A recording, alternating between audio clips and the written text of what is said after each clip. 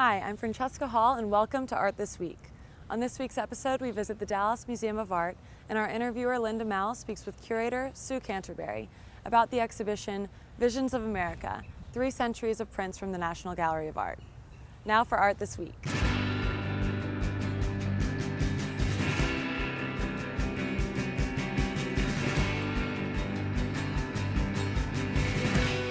I'm Linda Mowl, and today I'm at the Dallas Museum of Art speaking with Sue Canterbury, Associate Curator of American Art, about the exhibition, Visions of America, 3 Centuries of Print from the National Gallery of Art. Sue, thank you so much for speaking with me today. No, thank you for coming. I want to start our conversation by asking how this exhibition came together and how it ended up here at the DMA. Well, essentially, it was curated by 2 curators of the Prints and Drawings Department at the National Gallery of Art. And it basically was just trying to bring together really some of the best selections, most exemplary examples of prints and print processes through this 3-century period. And how it came to us is basically they approached us to see if we would be interested in having the show. And about how many objects are in the exhibition? 150. 150. Yes. So it's a broad range of years, it's a broad range of processes, it all falls under the category of printmaking, but right. As we'll see, that's very different processes. How did you guys go about organizing these works in the space? Well, it's chronologic, and that's a really good place, a good way to do it, particularly because some of these processes develop over time. And so this exhibition is not just about, the history of printmaking, it's also about the history of the United States and how not only the art evolves, but also how the art changes with these processes in its appearance. And I would say that these new technological developments also make possible other types of processes that would never have been possible in the 18th century, for instance. Absolutely. I think of printmaking as the history of printmaking is inseparable from the technology of printmaking. I mean, it's different than the history of painting, where you're sort of examining social changes, where printmaking, it really is led by the technology in a lot of instances. Yeah, so I love it. But it also shows what's going on at that period. So exactly. It does both. So to that point, and also since we probably don't have time to talk about 150 works, I thought we could talk about a few highlights from the exhibition. And one of them I think is really fascinating is a work entitled The Bloody Massacre, King Street. And Yes. Can you tell me a little bit about that piece and the content? Yes, it's rather humorous. It is a print that was done by Paul Revere, and we all know who Paul Revere was. Aside from the Midnight Ride, he was a silversmith. And I find that very interesting because silversmiths and the process of creating engravings and etchings they're using very similar processes for both. And so it wasn't uncommon back at that time, for sometimes silversmiths to be involved with printmaking because they were creating designs on their own pieces of silver. But that all aside, it has a rather sort of humorous situation. Of course, Paul Revere was against taxation. He wanted more freedom, commercial freedom for Americans, the colonials at that period. And so, of course, we had things like the Tea Party, et cetera. But this particular print depicts the point where the British Redcoats fired on the citizens of Boston. And essentially, the work was very powerful. It was also colored, which was unusual because, of course, color photography didn't exist. Photography didn't even exist. And so it was a colored image, and people just basically fell upon it, getting their copies of this very important event within their lives. The thing is that it's not a particularly honorable way in which Paul Revere came by it, because a fellow artist in Boston, Henry Pelham, he was already making his own print and would eventually do a painting about the subject as well. But Paul Revere saw it, and then he ran home and did his own version and got it out ahead of Henry Pelham. Right. And so it led to this exchange of irate letters, particularly from Pelham, how about Paul Revere was not honorable and all these other things. So that gives you another sort of perspective on, one of our sort of founding fathers in a way, which is pretty hilarious. Another thing I find really interesting about the story of this print is sort of just to give it a time scale. It was published about 3 weeks after the event, which at the time was pretty quick, quick enough to snatch it out from under Henry Pelham. Right. But that's about as quick as you could get such an image, especially a current event image we wouldn't see for another 60 years usually. Right. So it became really powerful. It became sort of the image of the Boston Massacre. I think if you Google Boston Massacre today, you'll see that image first. Yeah, that it pulls up, and I think the other thing, because Revere was a silversmith, he was already really, I think, very comfortable with the idea of doing engraving. So maybe that gave him a leg up time-wise. So. Perhaps. So moving through history, the next section is titled Expansion, Conflict, and New Markets. Is there any highlights from that section that you want to talk about? Yes, in particular, and those would be the prints by Audubon, because in that particular gallery we're trying to put forward the reality at that period, in the early 19th century, when we are expanding as a nation. We have the Louisiana Purchase of 1803, then the lands that were also added after the Spanish-American War in the 1840s. And so even Americans who had lived generations on the East Coast knew nothing about those areas, and they wanted to know more. And so prints were a way of getting out to folks what was happening in various areas of the country, the types of people who lived there, or the flora and fauna. And so Audubon, sets off to create his it was a multi-volume tomes of basically the flora and fauna of America. And the 3 examples that we have within the gallery are the flamenco, a pelican, and a turkey. And these were done at life size. And these particular prints were never bound into the book. And I should mention that the images were actually done in England. They were sent over there because the processes were more advanced. And to print at that size is really specialized yes, work at the time. Incredibly. And so they came, they are done in life size. And so it's a very large sheet. And the poor flamenco, because he's so tall, if he were to lift his neck up to tall height, would never make it on the page. So Audubon had the flamenco, bending over as if it were going to get something off of the ground. And so those were very influential of letting people know what kind of creatures were even in this country that they had never seen before. Also, so that section's called, it mentions new markets and expansion. And while you mentioned that it talks about the physical, geographical expansion of the United States at the time, I also think it's relevant to what was happening in printmaking at the time. So at the turn of the 18th century, you say the turn of the 19th century. Right. But at the turn of the 19th century, was when lithography was invented and developed, and so that sort of created this explosion of images. So while not all of the images in that gallery are lithography, I do think many of them sort of demonstrate the new appetite for images that people were having in this time period. Oh, absolutely. Well, for most people, if they were living in rural areas or whatever, the images available to them could usually be very crude. And the whole availability and really, they weren't expensive, actually. Very inexpensive, very quick, easy to make, and therefore to distribute.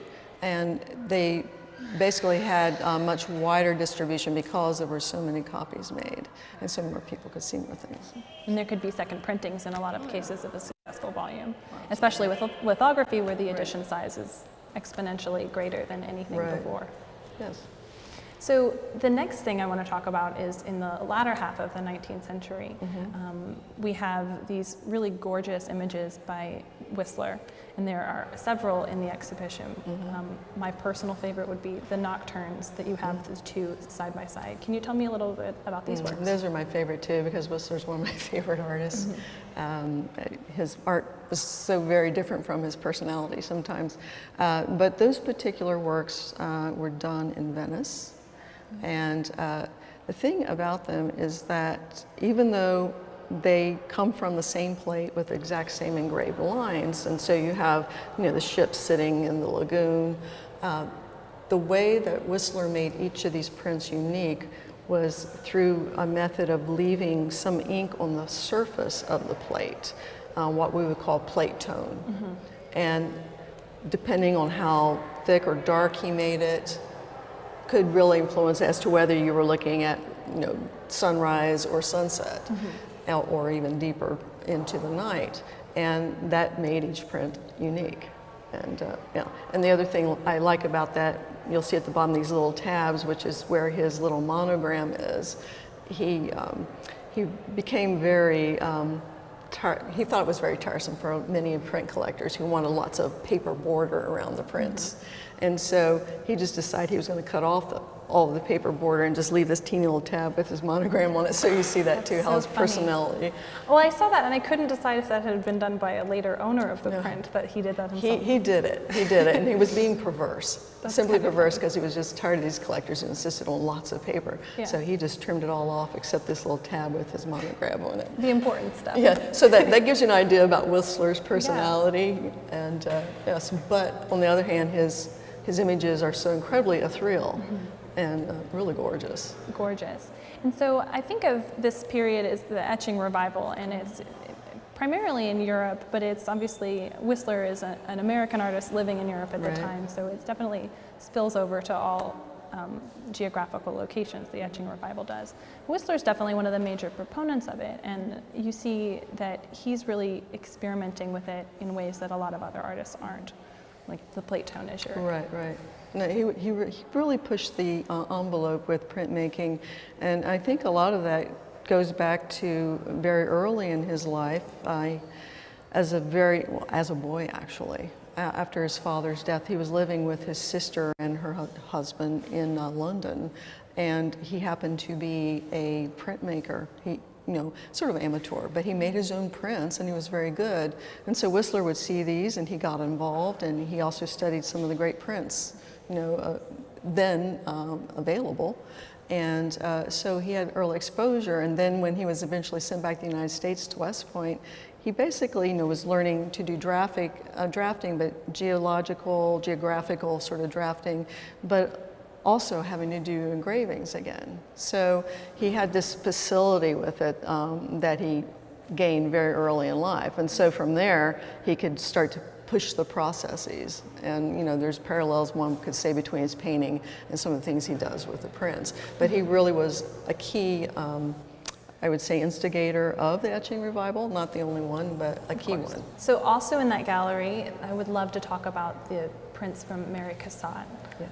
These are just some of, I think, the high points of printmaking history, period. So can you tell me a little bit about these images? Right. Well, essentially, we're looking at images of women indoors. At that period in time, let's say the social mores, just women didn't really, could not just go out free ranging and pick their subjects, walking around the city. Women of any social stature were usually accompanied, etc. So you find that she was creating a lot of her images in the private spaces of the home. And so it might be of a woman, yes, taking a bath at her toilet. Another woman, having written a letter, is sealing the letter, wetting the gum on the flap of the envelope, those sort of things. But she was really looking towards Japanese art, ukiyo-e prints done by the Japanese. And I would say she probably also could have been, I know she was heavily influenced by Whistler as well in terms of printmaking, but the Japanese part comes in full fore.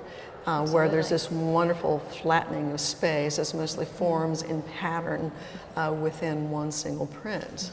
And also the way that the color is used, mostly in ukiyo-e, is the sort of discrete touches of color at various points around the composition, which keeps leading the eye around it.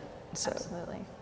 Well, I think that one of the things that stands out about these prints in the gallery where they are, which is fully appropriate because I think historically it makes perfect sense, is the color of them. And I would venture to say that the color is one of the things that struck people the hardest, or I guess the European printmakers were so amazed by the color and the sophisticated way that the Japanese printmakers were inking color for hundreds of years. And then suddenly those materials became available in Europe after trade was opened up. And so right. And it's like when those first images came through, and then many artists were seeing them and started to collect them, and Whistler collected Japanese prints and even ceramics, everything, and kimonos, etc.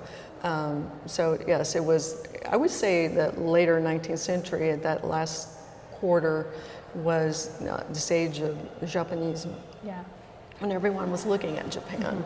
And another thing I love about, I guess it's only 3 of the 4 of the Cassatt prints is the mixed process, or I suppose all 4 are mixed process, but the 3, the coiffure, the woman bathing, and the letter, all have the same mixed process, which is aqua tint and dry point. And I think that it's interesting to look at the way that Cassatt's using those 2 techniques. I'm sort of harnessing the best of both worlds in a lot of ways. Right, giving greater, let's say, variety of texture within the image. The great thing about the way she did them is that these 2 processes are both acid evoked sort of processes where the acid bites the plate in the area of the line, which will create the trough to hold the ink. But with a dry point, she was able to finesse and add these sort of very nuanced touches that wouldn't be really possible with the aqua tint subversion. But the aqua tint gives these wonderful sort of surfaces that if you look at them under magnification, it almost looks like they're pitted with sand in a way, and it really provides this really wonderful texture. Right, and for people who are watching this and don't know which part is which, I think the dry point's really exemplified in the hair. Yes. And if you just look at the difference between the clothing and the hair, you'll see immediately that these must be different processes. And a lot of people at that time weren't mixing processes the way she was. Right. So I want to talk about the post-war period and the sort of the revival of printmaking in this country. Led in many ways by ULAE, Tamarind, and a little bit later, the Gemini GEO. So can you tell me a little bit about the prints in the gallery labeled popular culture? Oh, pop, yes, yes.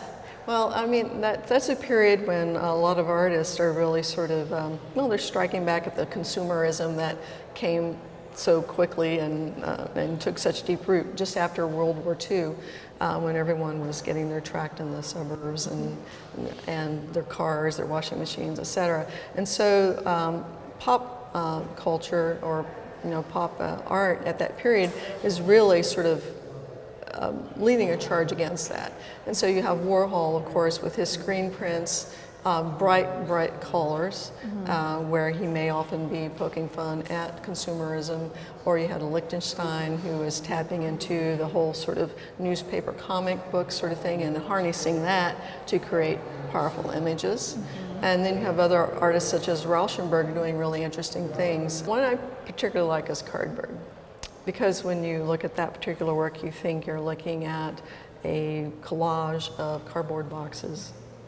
Well, essentially, you are not. He's sort of tapping into this very deep American tradition of the trompe-l'oeil painting, which was in the previous century something that was created by artists such as William Harnett or John Peto, where they create paintings that look so real they fool your eye, thus trompe-l'oeil.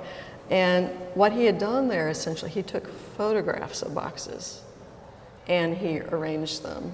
And then he also, at some point, would add staples on top, just to look, like a stapled box. Right. And so, essentially, he was playing with our perception of things. So he's harnessing photography to create an illusion, which is really wonderful.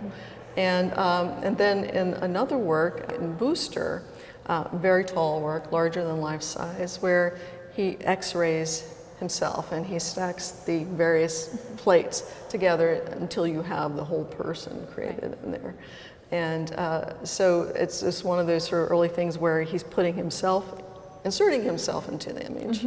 But also he has all these various other things happening around the sides, chronology happening in his life. So, well, love him or hate him, Robert Rauschenberg has got to be one of the major players in printmaking in this period. I mean, And a Texas boy too. Wildly experimental, and a Texas boy as well. I mean, he's wildly experimental, Right. and really kind of jumped on the bandwagon maybe first, maybe earlier on, and wanted to do more with it. But since you mentioned Booster, I would like to maybe mention also the Profile Airflow by Claes Oldenburg. These two prints would not have been possible without the print shops and the master printmakers that flourished in this time period, specifically in these two cases, the Gemini GEL and Right, the expertise of Ken Tyler. Right, yeah, he was located out in California, and so these artists were coming to him because of his expertise. And it's funny because you mentioned the Airflow by Claes Oldenburg. You look at it and you think, well, what's a print about this? You know? And essentially, behind this molded form of a Chrysler Airflow, which Oldenburg actually had one, and at some time in his point in his life, and so he had this molded impression made of it and laid over what essentially is an etching underneath. And so there's a print underneath it, the lines of the car, but then it's overlaid with this green plastic molding. And so this wonderful sense of three-dimensionality, which you rarely really get from a print, it's really pretty fantastic. So before we finish up, I just want to ask about this last gallery, which we're sitting in, under the heading of Pluralism. Yes. And it's really contemporary art. It's 1980 to 2010. Yes. Can you tell me a little bit about what's in this gallery? Well, several things and several approaches. Essentially, what we mean by pluralism is essentially that in our day and age, we're so aware of, let's say, our shortcomings in the past and the ways we dealt, with so many things, race, gender, and so artists within this space are addressing several of those things in their own way. And so that is part of the pluralistic voice that exists in America. And it basically gives us an idea of, where we've been and where we have come in a way. Because when you think of the very first gallery, we're still trying to define who we are. As a country. As a country, and then we've come all the way around to the last gallery, and now we're trying to define our interiority rather than our place within the world so much, but really to get inside of the American soul. And Kara Walker, 2010, in her work here, she is addressing, the African American experience. And then you'll have other artists such as Guerrilla Girls addressing why is it there are no women in the museum still? Right. Do you have to be naked to get in there? Thank you very much. And so they deal with that in a very humorous way, but often humor really brings things to the fore. And then I think the other thing, Jenny Holzer in her work, where she poses to you a series of statements, and all of them may not really be correct, but they're all thought-provoking, and they all lead the viewer to question themselves about how they think about that point that's being addressed. And it's interesting because people pile up in front of that one sometimes because, they're all thinking about not only they're reading it, but they're thinking about it. And it turns out to be a very popular piece.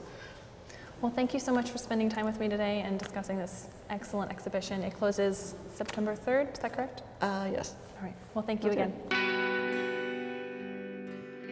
We want to thank Sue for speaking with us. For more information on the exhibition, go to dma.org.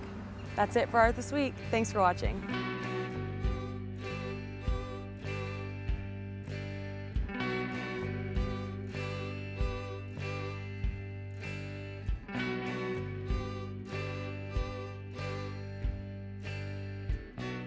I still got your Polaroid. The thought of you I can't avoid. Sitting